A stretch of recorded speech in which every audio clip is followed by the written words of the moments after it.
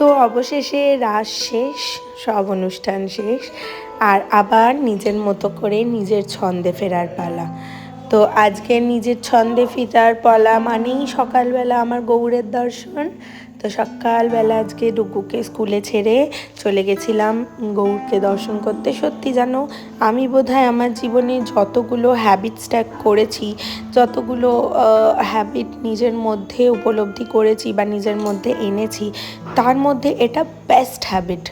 মানে এখন এরকম হয়ে গেছে, এখন যেন মনে হয় কি জীবন মানে পূর্ণতাই এলো না দিনটার মধ্যে যদি একবার এই মুখটা না দেখতে পাই। মালাটাও করা হয়ে যায় আর গৌড়ের দর্শনও পাওয়া হয়ে যায়। আজকে অনেক দিন বাদে মা বলল যে একটু দ্বাদশীর ভোগ দেব। তো ভোগের জন্য আজকে গৌরাঙ্গ দাদু এসেছিল, একটু ভোগ রান্না করা হয়েছে। আমিও এসে বাড়িতে একটুখানি ফুলকপির রোস্ট বানিয়েছিলাম, মা বানিয়েছিল রাইস, আর সঙ্গে এসেছিল আজকে মাসি। তো সব মিলিয়ে আজকে খুব আনন্দ করেই দিনটা গেছে। আসলে সবাই আসলে খুব ভালো লাগে, খুব সুন্দর করে দিনটা কেটে যায়। এখানে গৌরাঙ্গ দাদু ভোগ আরতি করছে, তো ভোগ আরতি তো দেখতে নেই, তো চলো আমরা চলে যাই বাইরে।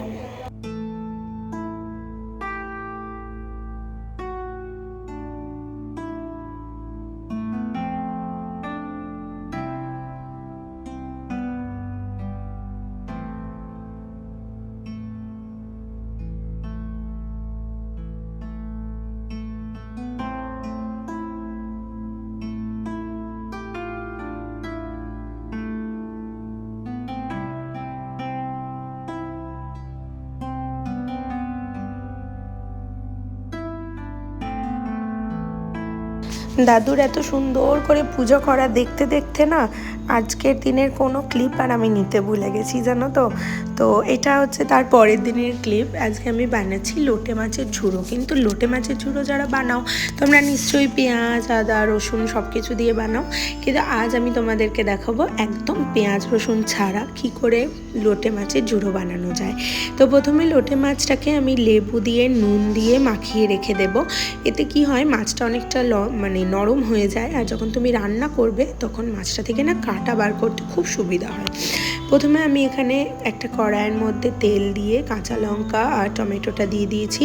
একটু টমেটোটা বেশি লাগে কারণ এখানে আর কিছু তো যায় না, তো একটু টমেটো, একটা বড় আমি গোটা টমেটো দিয়েছি। টমেটোটা কিন্তু বেশ বড় ছিল।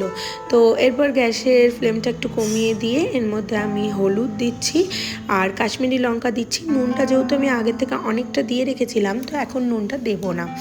এবারে মাছটাকে সুন্দর করে এটার সঙ্গে ভাজতে হবে বেশ অনেকক্ষণ ধরে। মাছটাকে তোমরা যদি তেলের মধ্যে ভালো মতো নাড়াচাড়া করে এটাকে নাড়াও, তাহলে এটা কিন্তু খুব সুন্দর করে এটা থেকেই জল বেরোবে, এর জলেই ওটা সেদ্ধ হয়ে যাবে। তো এরপরে এটাকে মোটামুটি ঢাকা দিয়ে কিছুক্ষণ রেখে দিলে দেখো কত জল বেরিয়ে গেছে। এবারে তুমি যদি মাছগুলোর ওপরে একটু খুন্তিটা চালাও, দেখবে মাছগুলো ছেড়ে বেরিয়ে আসছে।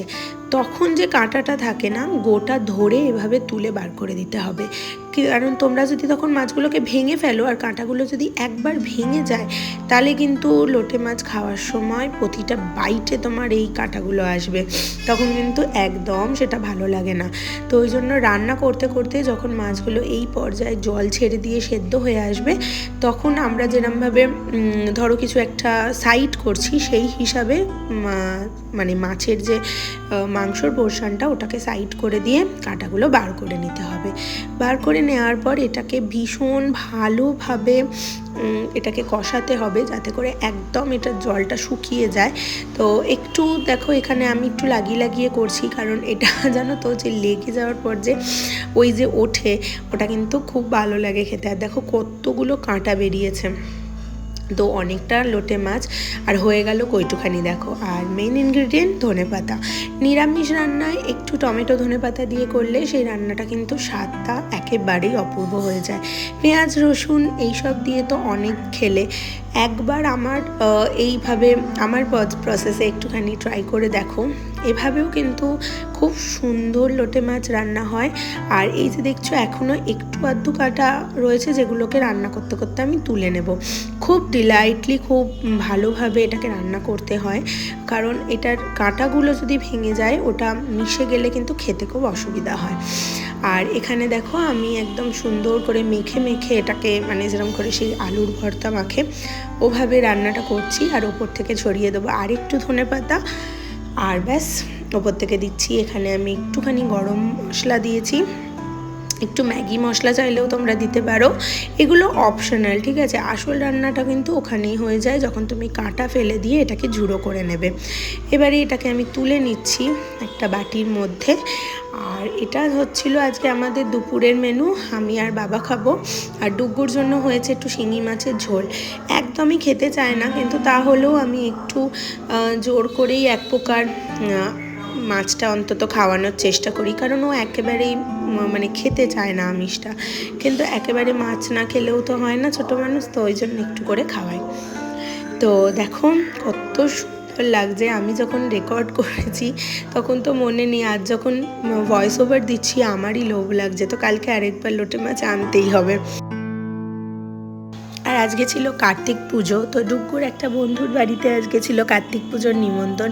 এটা আমার লাইফের প্রথম কার্তিক পুজোর নিমন্ত্রণ, যেন আমি এটাকে কোনো দিন কোনো কার্তিক পুজোয় যাইনি, তো আজকে গিয়ে খুব আনন্দই হয়েছে। আমি প্রথমবার দেখলাম কার্তিককে একদম ছেলের মতো করে পুজো করা হয়, কত সুন্দর করে পুজো হচ্ছে, ওকে একটা বেলুন দেওয়া হয়েছে, চকলেট দেওয়া হচ্ছে, অনেকে অনেক কিছু দিয়েছে। আমরা আজকে রাতের ডিনারটা ওখান থেকেই সেরে এসেছিলাম। মেনুতে ছিল লুচি, আলুর দম, মাছ তরকারি, খিচুড়ি, চাটনি, পাঁপড়, তো খুব মজাই হয়েছে। আর খুব সুন্দর করে আনন্দ করেই আজকের দিনটা গেছে। তো কালকে আজকের মতো ভিডিওটা এখানে শেষ করি, কালকে আমি আবার আসবো, ততক্ষণ সঙ্গে থেকো, পাশে থেকো, টাটা।